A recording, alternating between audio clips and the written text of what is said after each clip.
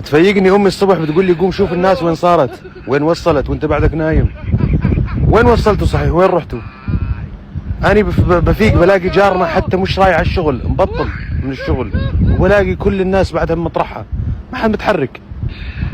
وبعدين اللي موصل هذا اللي خبرتني عنه امي ضروري توصل الصبح يعني مشان تفيقني، وصل المسا خيو.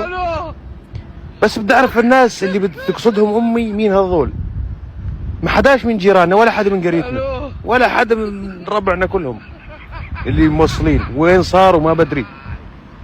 قال قوم الناس وين صارت وين وصلت وانتم بعدكم نايمين.